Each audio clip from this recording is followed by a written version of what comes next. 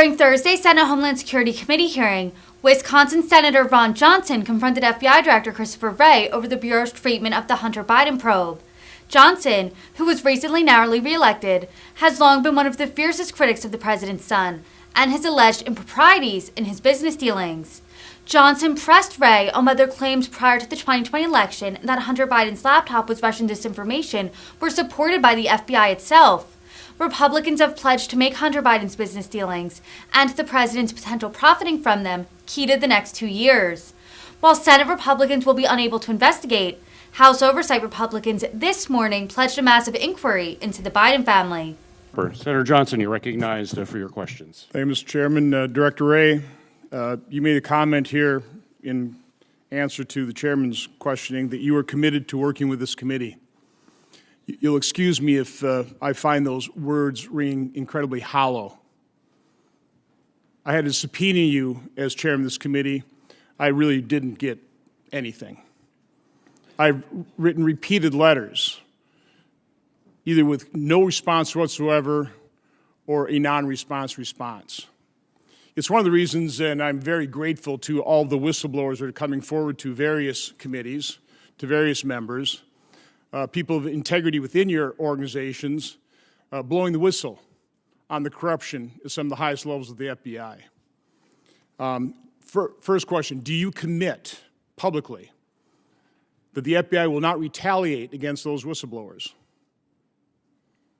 Senator, we will not retaliate against whistleblowers. I take the protections that are in law and regulation of whistleblowers extremely seriously. Good, we'll hold you to that. Okay, just like next. I take compliance with all of our other rules very seriously.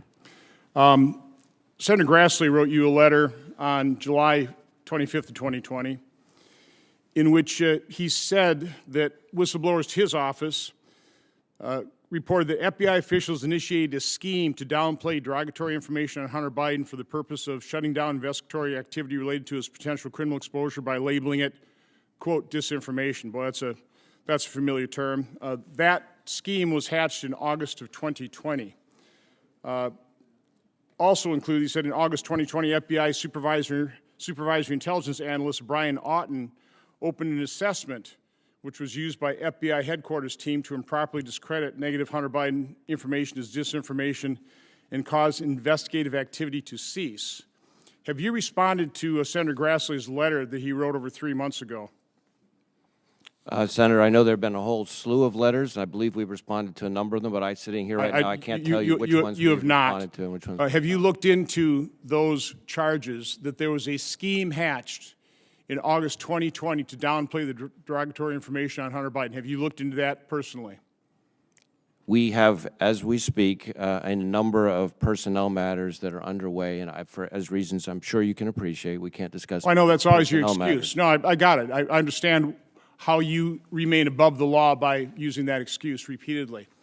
The reason I'm a little sensitive on August 2020 is that on August 6th, both Senator Grassley and I received an unsolicited briefing by members of the FBI, which I knew immediately was a setup. No new information whatsoever. I knew it was a setup, and I was correct because 9 months later, on May 1st, it was leaked to the Washington Post to smear me. I have written you publicly a number of times asking who directed that briefing. Are you prepared to tell me in public who directed that briefing now? Senator, first off, I can't discuss specific defensive briefings more broadly, and that's a long-standing practice. So tell me then, why have you refused to meet with us to privately tell us who directed that briefing? So, if I may finish my answer to the question. It's long-standing practice not to discuss specific defensive briefings. We have, as my understanding, responded in writing to a letter that you sent. I think it's bureaucratic gobbledygook is what that is. That's not a response. We offered in that letter to provide a senior executive of the FBI to walk through in detail our process. What your process is, but not specifically who directed a briefing that was used to smear me. Have you looked into the leaking of that briefing to the Washington Post? Have you investigated that? I'm not going to discuss specific investigations. As to the briefing question and who directs it, let me be very clear about this.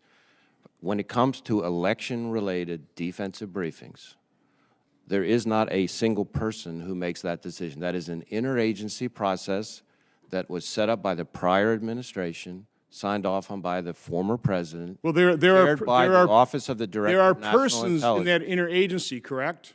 So there would be persons. So we should know who those persons are.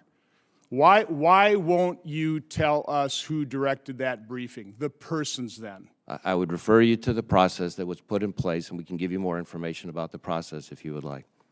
Have you read Senator Grassley's and my report on Hunter Biden's corruption, issued in September of 2020 and November of 2020? Have you read those reports? I have had a chance to look at it. Do you see any sign of Russian disinformation in those reports? That would be a hard question for me to answer. No, it's very easy. It's very easy. What I would say It's to a very easy answer. There is no Russian disinformation. That report is completely clean of any interference of foreign influence, although we have been falsely accused, including by the chairman of this committee, of spreading Russian disinformation. Are you aware of the FBI having any involvement whatsoever in the October 19, 2020 public statement by 51 former intelligence officials? I'm not aware of any involvement by the FBI in what you're describing. The reason I ask is if it's true that in August of 2020, the FBI initiated a scheme to downplay derogatory information on Hunter Biden, it would seem like maybe part of that scheme would be to get intelligence officials to issue a letter that stated that the laptop had all the earmarks of a Russian information operation. That was totally false. We now know that the Hunter laptop is completely authentic.